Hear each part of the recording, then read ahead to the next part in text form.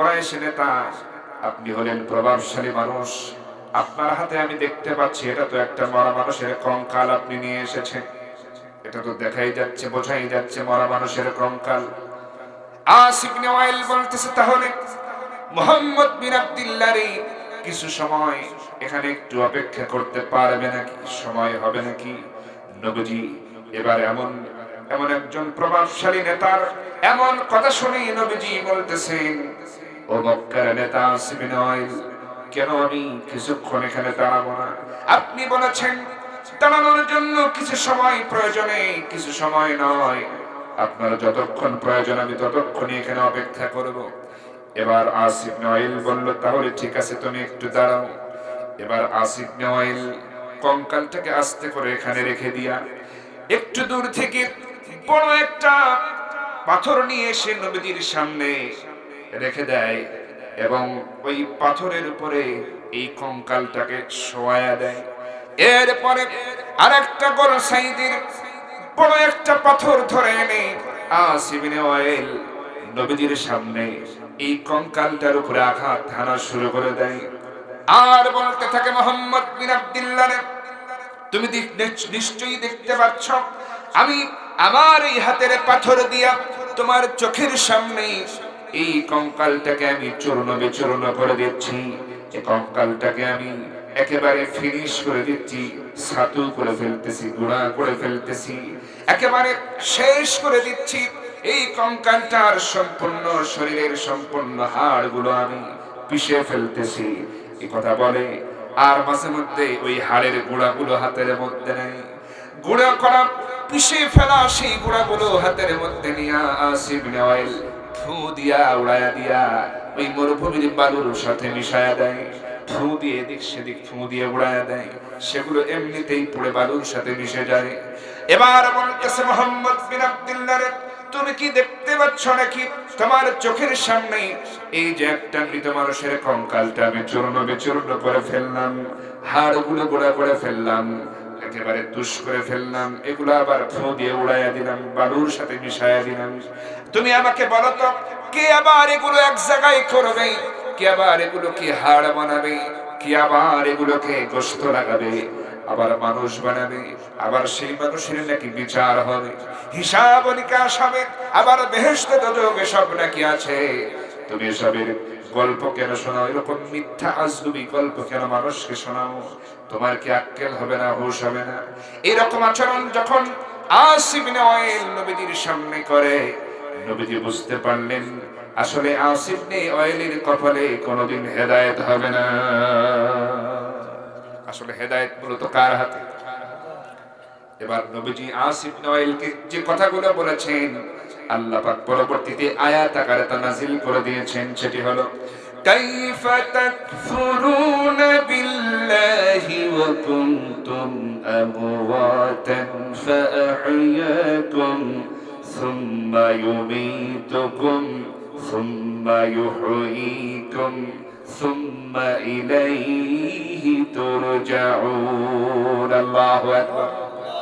আল্লাহ রাব্বুল আলামিন বলেন, বান্দারে, কেমন করে তুমি তোমার রবকে অস্বীকার করো, অথচ তুমি ছিলে মৃত, তোমার কোনো অস্তিত্ব ছিল না, তোমার কোনো খবর ছিল না। আমি তোমাকে অস্তিত্ব দিয়েছি, জীবন দিয়েছি, আবার আমি তোমাকে মৃত্যু দান করব, আবার তোমাকে আবার জিন্দাও করব।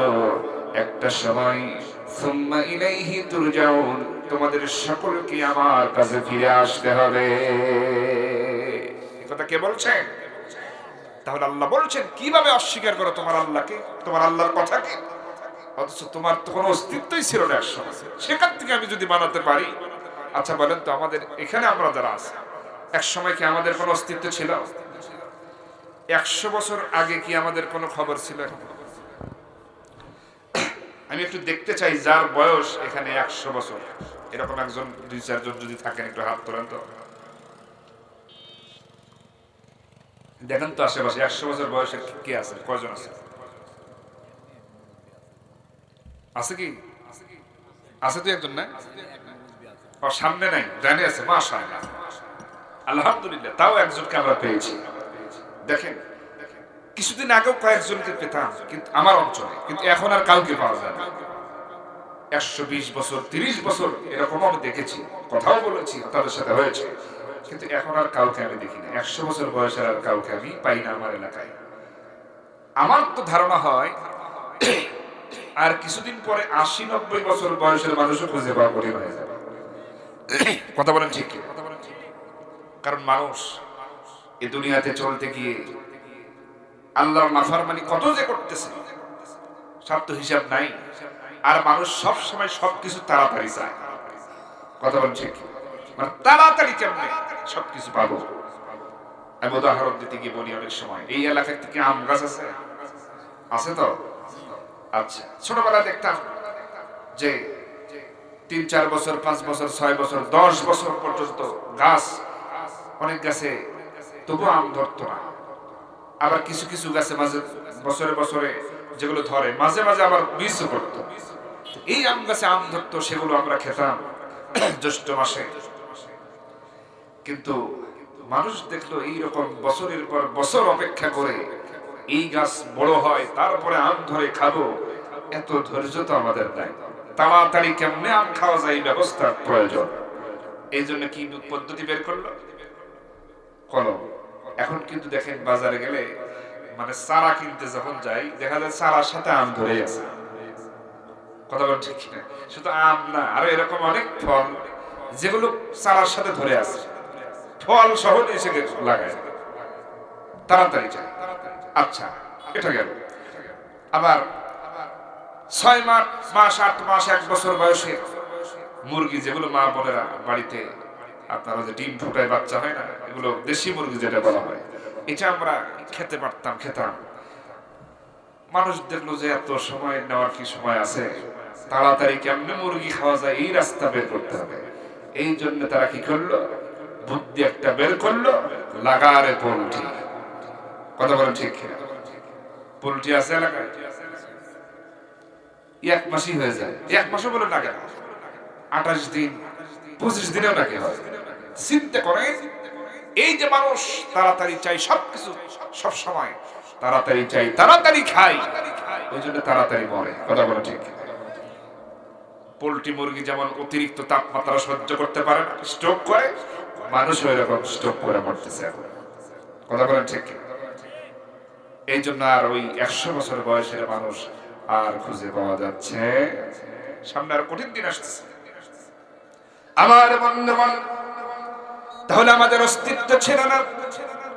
এই তো কিছুদিন আগে আল্লাহ পাক অস্তিত্ব দিয়েছেন, পিতামাতার মাধ্যম দিয়ে জীবন দিয়েছেন, দুনিয়ায় এনেছেন, আবার মারবেন, আবার জীবন দিবেন, আবার হিসাব নিকাশ করবেন, আবার জান্নাত জাহান্নাম এর ফয়সালা করবেন। এটা বুঝি আমার আল্লাহ পারবেন না? আমার ভাইয়ের নামই হলো ঈমান। বিশ্বাসের দিক থেকে আমার ভাইয়েরা, সবার ভিতরে এই ঈমান যখন প্রবৃদ্ধ হয়ে যাবে, ঈমানটা আস্তে আস্তে মজবুত হয়ে যাবে, আবার তার সামনে কোনো পরীক্ষা আসলে পরীক্ষা কেউ ভয় পাবে না, কারণ তার ভিতরেই থাকবে হলো শাহাদাতের তামান্না। কথা বলেন ঠিক কিনা? আমার বন্ধুগণ, যুবক ভাইয়েরা, খেয়াল করুন, আমি আপনাদের সামনে একটি যুদ্ধের একটা ঘটনা শোনায়া দেব। সেটি হলো বদরের প্রান্তরের যুদ্ধের ঘটনা, বাপ এবং ছেলের যুদ্ধ। কিসের যুদ্ধ বলেন? বাপ এবং ছেলে। বাবা হলো আবু জেহেলের পক্ষে, মানে ইসলামের বিরুদ্ধে, ছেলে হচ্ছে ইসলামের পক্ষে, নবীর পক্ষে। এই ময়দানে যুদ্ধ শুরু হবে। আমার ভাইয়েরা, খেয়াল করুন, এই বদরের প্রান্তরে আমার নবীজি সাহাবীদেরকে প্রস্তুত যখন করবেন, নবীজি একটু চিন্তায় পড়ে গেছেন। আহারে, সবেমাত্র হিজরত করে আমরা এখানে এসেছি, এখনো তো নতুন কোন যুদ্ধের এখনো আভাস পাই নাই। এটা যদি হয় যুদ্ধ, তাহলে এটাই হবে প্রথম যুদ্ধ। ইসলামের প্রথম যুদ্ধের নাম হলো বদর। প্রথম যুদ্ধের নাম কি? তাও আবার রমজান মাসে। কোন মাসে বলেন তো? রমজান মাসে। নবীজি এবার সাহাবায়ে কেরামদের বলবেন, কিন্তু কিভাবে বলবেন? এজন্য ইতস্তত করছেন। কিছু সাহাবী বুঝে ফেললেন নবীজি মনে হয় আমাদের কিছু বলতে চান, কিন্তু বলতে পারতেছেন না কোনো কারণে। সাহাবীরা জিজ্ঞেস করলেন, ইয়া রাসূলুল্লাহ, কারণ কি বুঝলাম না, মনে হয় আপনি কিছু বলবেন, মেহেরবানি করে বলুন কি বলতে চান।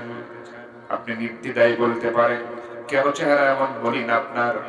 যুবক সাহাবী যারা আছে, এই যুবকেরা আমার নবীজির সামনে এসে বলতেছে, ইয়া রাসূলুল্লাহ, শুনলাম আপনি নাকি চিন্তিত, আপনার চেহারা নাকি মলিন।